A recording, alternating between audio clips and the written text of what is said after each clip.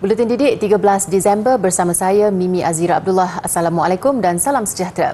Kementerian Pendidikan KPM menerusi unit pelaksanaan dan prestasi pendidikan padu yakin dengan inisiatif mengiktiraf dan memartabatkan peranan guru sebagai edufluencers atau pempengaruh pendidikan. Ia bagi memberi ruang dan peluang buat golongan pendidik berkongsi idea baru dan amalan terbaik, seterusnya menjadi sumber inspirasi kepada guru lain. Seiring dengan transformasi Pelan Pembangunan Pendidikan Malaysia 2013-2025 PPPM, kewujudan edufluencers ini bertujuan menyebarkan aura dan semangat positif kepada rakan guru di dalam dan luar negara. Program ini juga untuk mewujudkan komuniti guru yang saling menyokong antara satu sama lain bagi melahirkan anak murid yang cemerlang daripada segi sasiah diri dan prestasi akademik.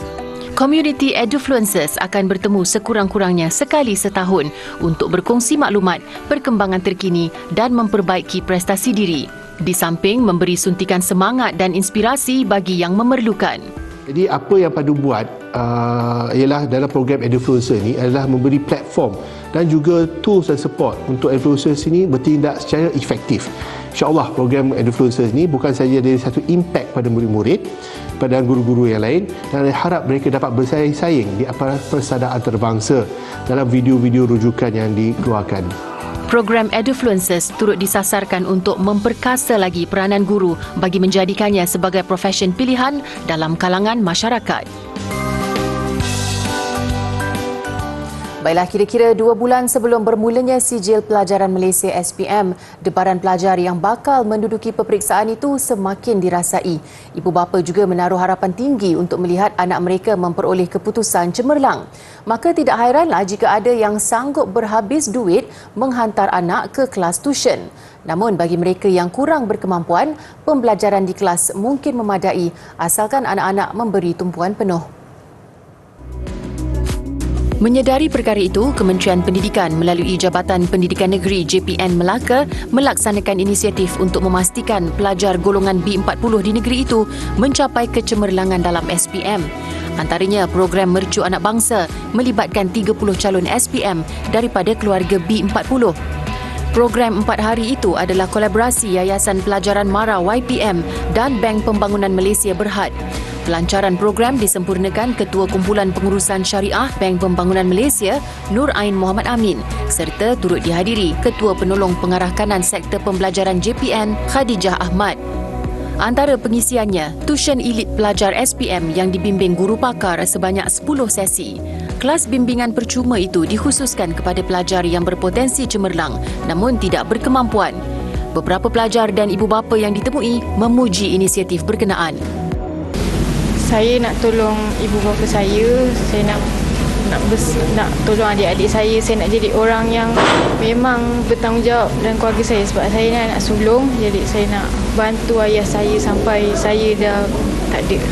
Rasa memang nak yang yang terbaik untuk dia lah SPM. Kalau ada rezeki ialah boleh ke Menara Gading, insya-Allah. Cita-cita saya sendiri iaitu sebagai seorang guru. Apabila dalam keluarga saya mempunyai ekonomi yang begitu tidak memperasangkan, jadi apabila saya menjadi seorang guru di masa depan nanti, saya berharap bahawa dengan gaji dan pekerjaan saya itu dapat menolong ekonomi keluarga saya kembali.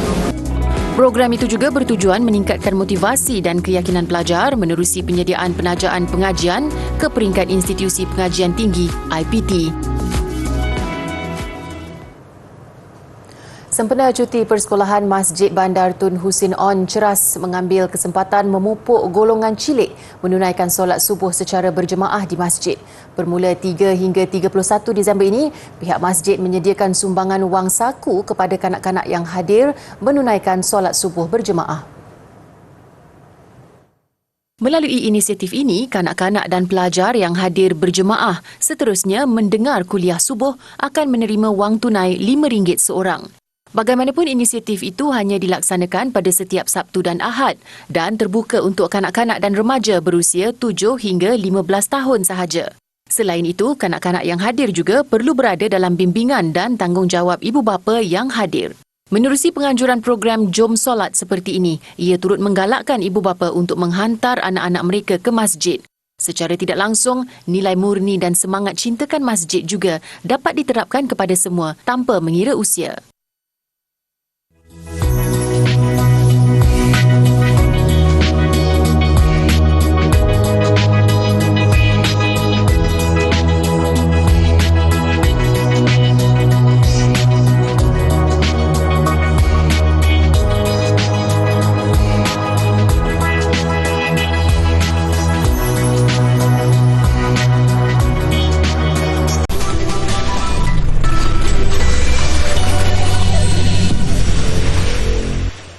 Peningkatan infrastruktur pendidikan tinggi di Sabah dan Sarawak perlu diberikan fokus bagi mencapai matlamat pendidikan tinggi negara.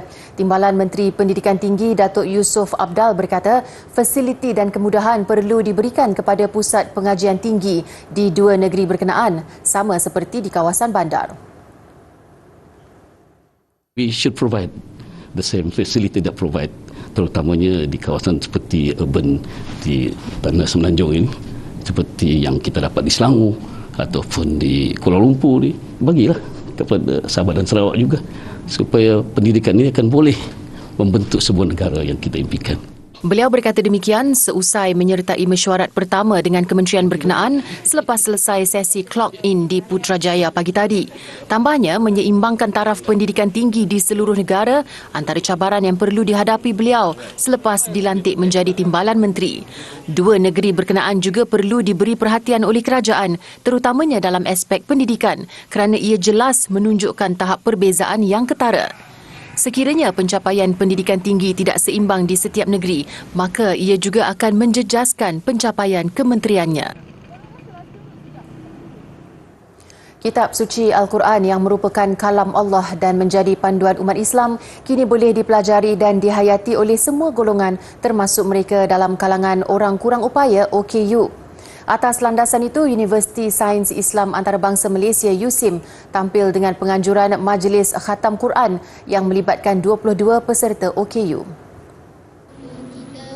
Jika dahulu Quran Braille menjadi panduan untuk OKU penglihatan, kini ada pula Quran khas bagi OKU pendengaran dan pertuturan yang membacanya tanpa suara dengan mengisyaratkan huruf-huruf Quran dengan isyarat kod tangan Quran. USIM telah lengkap bangunkan satu apps Quran untuk OKU pendengaran, di mana apps itu telah diiktiraf oleh Malaysian Book of Records sebagai Quran isyarat pertama untuk OKU pendengaran. Dari ciri-ciri dia lah, dan boleh di-download daripada Google Store. Pengerusi Lembaga Pengarah USIM, Datuk Seri Dr. Zulkifli Muhammad Al-Bakri berkata, pihaknya sangat teruja dengan perkembangan pesat pembangunan Al-Quran khas bagi golongan OKU ini. Kesungguhan kita semua untuk memberi seupaya mungkin bantuan, pendidikan, kesedaran kepada OKU dan juga semuanya, betapa mereka sejuzuk daripada masyarakat yang tak mungkin kita abaikannya, dan mereka mempunyai banyak keistimewaan. Bagi peserta pula, peluang belajar dan membaca Al-Quran merupakan pengalaman terindah dalam hidup mereka.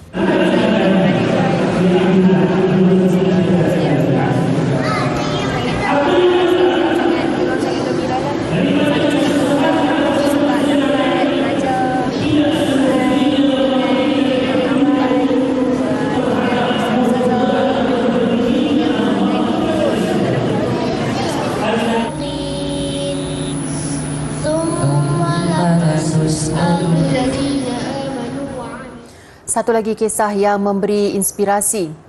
Terima ijazah bersama dalam bidang masing-masing menjadi detik manis kepada 3 pasangan kembar yang mengimpikan saat itu sejak kecil.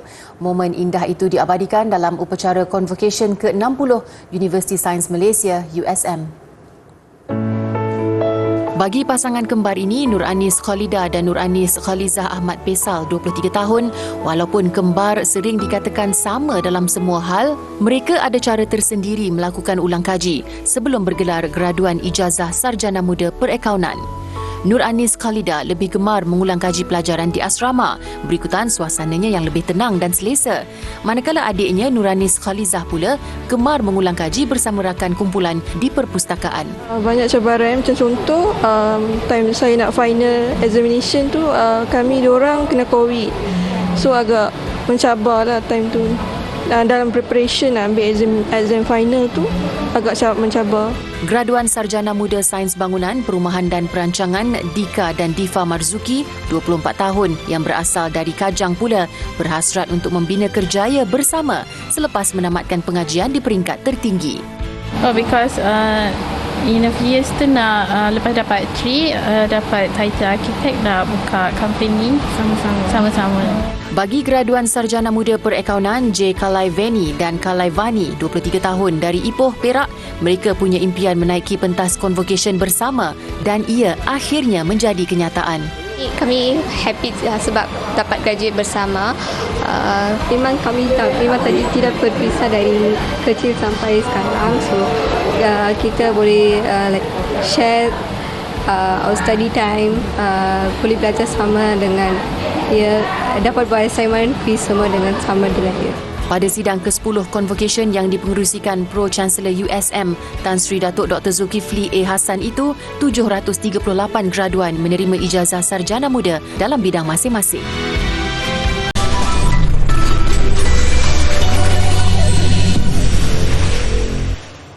Bertemu kembali. Sempena Hari Kemerdekaan Kenya yang ke-59, sebuah majlis dianjurkan bagi memperingati sekaligus meraihkan kebebasan yang telah diperjuangkan suatu ketika dahulu. Apa yang menarik kali ini, ia diadakan di sebuah hotel di Ibu Negara bersama delegasi di Malaysia sebagai satu upacara pertukaran budaya antara dua negara. Jamhuri dalam bahasa Swahili bermaksud Republik.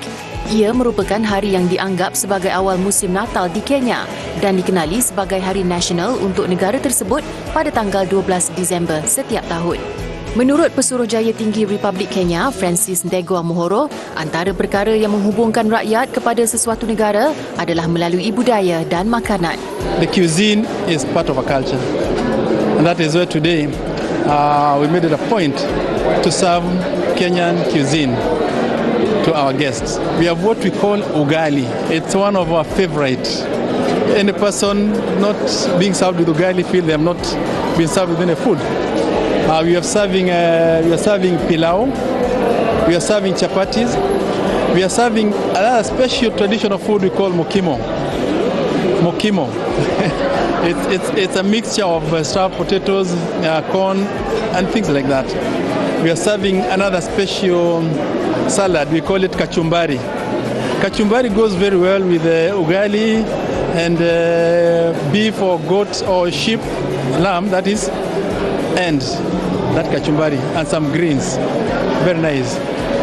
Tambahnya, meskipun merindui suasana menyambut kemerdekaan di tanah air, sambutan di Malaysia tidak begitu asing. Sebaliknya, mereka berasa bangga dapat berkongsi budaya dengan rakyat di Malaysia. Pada masa sama, memperkenalkan dengan lebih terperinci tentang Kenya di mata luar. Raja Britain, Raja Charles III menghadiri perlawanan bola sepak OKU penglihatan di Royal National College for the Blind (RNC) di Hereford, United Kingdom. Ia bersempena ulang tahun ke-150 college terbabit. Uniknya, perlawanan ini menggunakan bola yang mengeluarkan bunyi bagi membantu pemain. Mereka juga dibantu dengan arahan sepanjang permainan berlangsung. And if I may say so, it has been most moving to experience the supportive atmosphere and the sense of community which are so obviously part of life here at the college and which are reflected in the long service of many of the staff, some of whom I'm very glad to say I had a moment to meet just now. Raja Charles turut meluangkan masa beramah mesra bersama sebahagian pelajar dan kaki tangan college terbabit. Selain belajar menggunakan sistem Braille, pelajar turut dilatih dengan kemahiran perniagaan dan teknik mengurut. Ratusan pengamal media dan peminat membanjiri kawasan luar pusat latihan ketenteraan di Yeoncheon, Korea Selatan hari ini ketika anggota pertama kumpulan BTS Kim Sok Jin memulakan tugas ketenteraan wajib di situ. Jin dijadual melalui latihan ketenteraan selama 5 minggu di kem tersebut sebelum bertugas sehingga 2024. Beberapa hari lalu, vokalis BTS ini berkongsi gambar terbarunya dengan style rambut ala tentera. Agensi pengurusan BTS Hype pula berkali-kali mengingatkan peminat atau ARMY agar tidak berhimpun di kem latihan pada hari ini bagi mengelakkan kesesakan dan mendatangkan kesukaran terhadap pihak lain. Meskipun ada yang datang dan menunggu ketibaan Jin, jumlahnya tidaklah terlalu besar. Jin memasuki pusat latihan dengan menaiki kenderaan tanpa bertemu media dan peminat. Jun lalu, BTS mengumumkan mahu memberi lebih tumpuan kepada aktiviti solo. Kabar angin bahawa pengumuman itu ada kaitan dengan latihan ketenteraan wajib akhirnya terjawab apabila Hype mengesahkannya pada Oktober lepas. Ia dimulakan dengan anggota paling tua, Jin, diikuti anggota lain secara berperingkat. Kesemua mereka dijangka kembali beraksi sebagai satu kumpulan penuh pada 2025.